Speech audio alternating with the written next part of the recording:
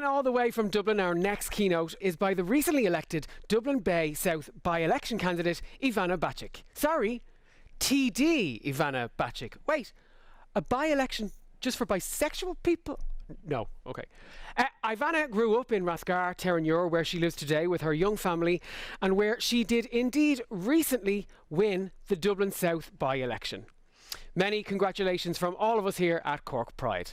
Ivana was first elected to the Senate in 2007, and as an experienced legislator, she has seen more of her opposition bills become law than any other senator.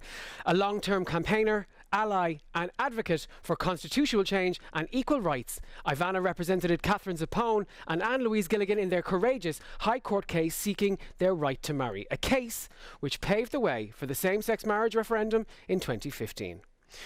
We are absolutely delighted to have Ivana with us today. Thanks, Paul. I'm honoured and delighted to have been invited to address this year's 2021 Cork Pride Work with Pride Diversity and Inclusion Conference, and I would like to thank the organising committee for this kind and generous invitation. And first, just to say that this is not my first Cork Pride. I had great pleasure in coming down to Cork to be at a Pride some years ago when the kids were small, and we really enjoyed it. But also, of course, I have honorary Corkonian status, having spent some years in my childhood living in Cork, just outside Cork City, in a small place called Crookstown, and I did my national schooling in Clodove National School. So a big shout out to anyone from Crookstown, Clodove, Farnans or Macroom. So it's lovely to have been invited to do this, and I know that the theme of this year's Cork Pride LGBT Plus Festival and of the conference is Together Apart. And just as it was last year, of course, this year's conference will be presented virtually on 30th July. So this pre-record will be focusing on the themes of allyship and advocacy. And when I agreed to give this address, when I was invited by Sarah, I was in the throes of a by-election campaign in Dublin. Now that the by-election campaign has concluded and I'm giving the address, I'm really thrilled and delighted to be doing so as the newly minted TD for Dublin Bay South. Still getting used to that. I hadn't expected even to win, but certainly not to top the poll in the constituency as I did. And it was just a huge honour, and remains so, to have been elected to represent this wonderful constituency. We received huge support across the constituency and mobilised an immense team of activists on the campaign. Both Labour members and non-Labour members. Many activists whom I had campaigned and worked with on marriage equality in 2015 and on the Repeal the Eighth referendum in 2018, along with family and friends and neighbours and so many others who joined us as allies. So our wonderful, dynamic and positive by-election campaign team comprised Labour members and those who I do call allies, allies who share Labour values of equality, of solidarity and of fairness, and who wanted to see a progressive woman's voice, a centre-left voice, representing them in Dáil Éireann. And that's what we succeeded in achieving. So this very recent campaign I'm just freshly out of has demonstrated to me once again the importance of allyship in its broadest sense, the importance of forming broad alliances and diverse campaign groups, the importance therefore of inclusivity in activism, and the power of inclusive campaigns to achieve substantive change. I have a long track record of allyship myself on LGBT plus campaigning issues. From my days in the late 80s as Students' Union President in Trinity College Dublin, when we had a very active gay soc, a very active women's group on campus, at a time when homosexuality was still a criminal offence, when condoms were illegal, when abortion was completely illegal, both criminal offence and under the Constitution. So that's a long time ago now, and yet Trinity was then, as it is now, a bastion of progressive values, a place where people could feel safe and where inclusivity was valued and pluralism and diversity was valued, and where both staff and students were tolerant of all and empathetic to all. And in other words, a place where people could be open about their sexuality at a time when there were very few other places in Ireland when that was true. So more recently, I worked following graduation with the Irish Council for Civil Liberties in the early 90s. And of course, that was the time when we finally did see a major step forward in Ireland with the decriminalisation of homosexuality in 1993, still far too recently, and many decades after a similar law had been passed in Britain in the late 60s. In the Seanad, when I was elected there in 2007, again, I was proud to work with allies, particularly with my great friend and dear comrade, Senator David Norris, on succeeding in getting laws passed to combat discrimination against same-sex couples in pension rights, for example, and to ensure that schools could no longer discriminate against teachers on the grounds of sexuality. Some important reforms. I was also very involved in the passage of the Gender Recognition Act in 2015, and before that in the passage of civil partnership legislation.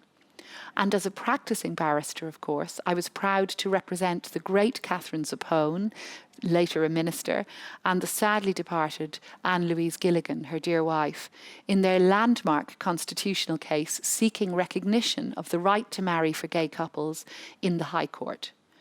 Unfortunately, we lost that case in 2006. I was the junior barrister and we had a great legal team, but we lost the case. But the advocacy around it and the CAL campaign and the momentum that generated played a huge part in changing public opinion and in bringing about first the passage of that often forgotten now civil partnership law in 2010, and then later the winning of the marriage equality referendum in 2015. And as a legislator and a campaigner, I was proud to play an active part in the marriage equality referendum, and very glad that that referendum was brought about because Labour, on entering government in 2011, had insisted that this would be a priority campaign for us. Many will recall that at that time, in the lead up to the referendum, our then party leader in Taoiseach, Eamon Gilmore, rightly described marriage equality as the civil rights issue of this generation. And he was right. And of course, 3 years later, another civil rights issue was historically brought to the fore in the passage of the 2018 referendum, the referendum to repeal the Eighth Amendment, in which again I was very actively involved, having been very involved in pro-choice campaigning since my time as a students' union activist. We feminist pro-choice campaigners were so pleased and glad to be joined with so many of our LGBT allies and comrades on the referendum campaign, another powerful instance of allyship, with so many men too, both gay and straight, rallying to support their sisters, mothers and girlfriends on this important women's rights issue.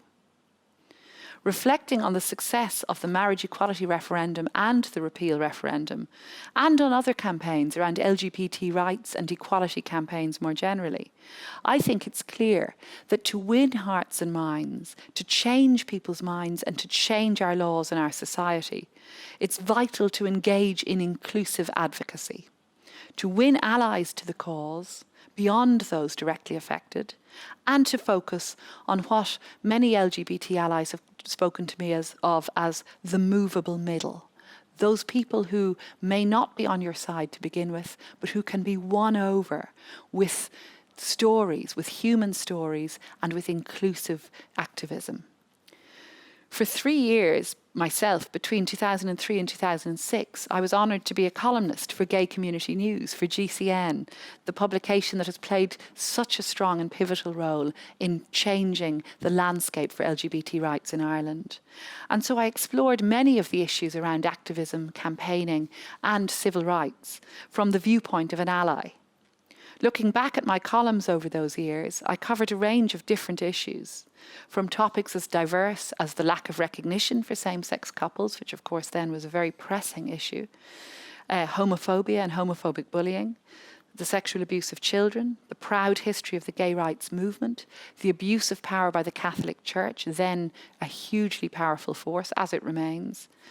I looked also at police powers, at education, at feminism, at racism, at party politics, Irish identity, ethical corporate practices, and the alternative Miss Ireland and the brilliant gay clubbing scene of the late 90s in Dublin and in Cork. So quite a mix of issues. But when I look back over these articles now, and when I reflect on the time when I was writing them, coming out of the late 90s and that club scene, the brilliance of Powder Bubble, the brilliance of Niall Sweeney, of Rory O'Neill, Panty, the brilliance of Trish Brennan, my flatmate for many years, a key theme that emerges for me, whether it's in clubbing culture, whether it's in political campaigning, it's the need, again, to be inclusive, to engage in positive and constructive campaigning and activism in order to achieve social change and to win those hearts and minds. Like the feminist movement, LGBT plus rights campaigners in Ireland have achieved a great deal over a relatively short space of time, albeit after a very late start, given that, as I've said, we only decriminalised homosexuality so much later than our nearest neighbour, Britain.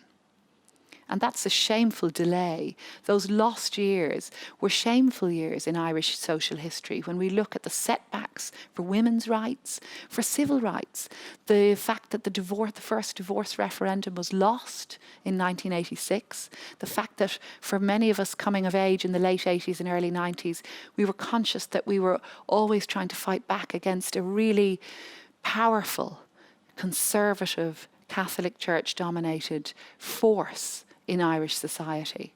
That did all change, and it changed during the 1990s and into the noughties, but the change was slow to come, and it only gathered momentum, as I say, very recently. And then what momentum to reflect now, to see Ireland lauded, praised internationally as a bastion of liberalism because we voted by popular referendum, the only country in the world to do so, to legalise marriage equality, to recognise equal rights for same-sex couples, and because we voted by popular referendum in 2018 to legalise abortion at a time when many countries are now rowing back and restricting abortion rights for women. This is seen internationally as Ireland really coming to the fore, being a progressive force for change in the world. And this is wonderful to see.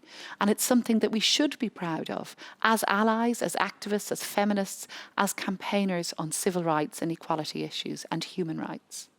But we must not be complacent either. Rights can be rowed back. We know that when we look at other countries. And we must be sure to guard and to protect and to continue to argue for the rights that we have won so strongly in recent years. And we must ensure that other legal change is made, and that we campaign inclusively in order to achieve that change. So on abortion, that we ensure that the legislation is made more progressive, that we do away with unnecessary obstacles for women's fulfilment of our rights, obstacles like the 3-day waiting period. And on LGBT plus rights, we must ensure passage of Fintan Warfield's Shannon Bill to ban so-called conversion therapy, a bill which I was proud to co-sponsor with my Labour comrades. We must ensure passage of our Labour Bill, which would see finally the legal pardoning of those who were convicted in the past for consensual sex between adults. In our continued endeavours, the past successes of activists in changing the law on so many vital social issues, from marriage equality to divorce to abortion legalisation, all these successes indicate to us that it is possible to end long-standing injustices and discriminations through an inclusive process of activism, of allyship, of advocacy around litigation, around powerful cases like those taken by David Norris, by Catherine and Anne Louise, by the wonderful Dr. Lydia Foy.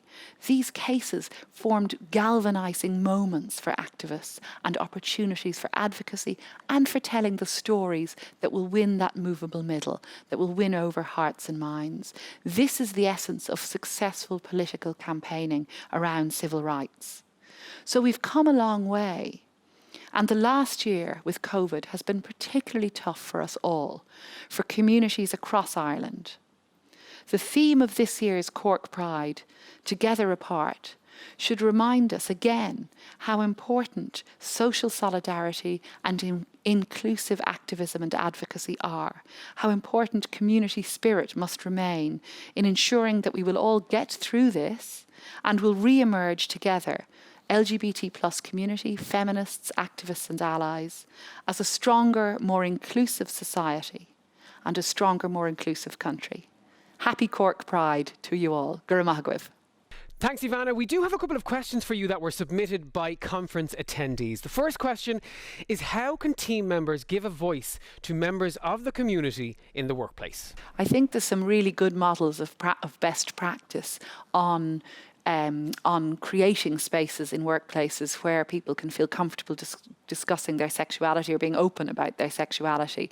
So we're seeing increasingly LGBT plus caucuses or groupings being formed within big law firms, for example, and I've been delighted to have been invited to a number of law firms to address their LGBT plus workplace groupings. Some are very informal, some are more formal. I know some of the big tech firms have very formalized LGBT plus groups within again, organised within the workplace. So just as within Leinster House we have an Oireachtas Women's Caucus that's been really important for supporting women as a minority in Parliament, so too it's hugely important, I think, that workplaces are generous and open and supportive of those who wish to form LGBT plus groupings, who want to organise events around LGBT plus issues, or indeed around feminist issues or around migrant community issues. So it's about creating more open and inclusive workplaces.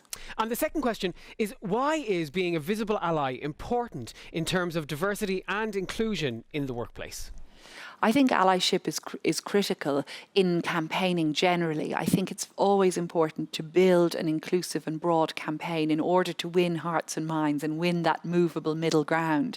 So particularly on LGBT plus campaigning, where it's vital that those of us who want to join and support LGBT plus friends and relatives, that we would be allies, that campaigns would be inclusive, to ensure that it's not just those directly affected on whom the pressure is put to campaign for change. Similarly with feminist campaigning and on the repeal campaign, I think all of us who've been involved in the pro-choice movement for very many years were very conscious that it was important that men stood at our sides and supported us as women seeking recognition of our reproductive health rights, just as I was proud to stand shoulder to shoulder with my LGBT plus allies and comrades, so that there's a support and a broad bearing of responsibility for making the advocacy necessary to win change.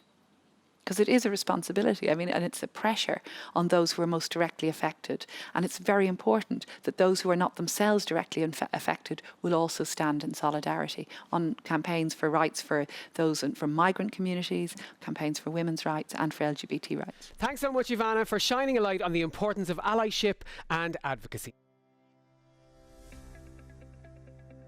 My name is Ian Tom and I'm the Chief Executive Officer of Energia Group. Our mission is simple: to provide our customers with innovative, technology-led solutions that help make their lives easier while contributing strongly to decarbonisation and the protection of the environment. I'm confident that we will continue to do that today, tomorrow and into the future for all of our generations to come.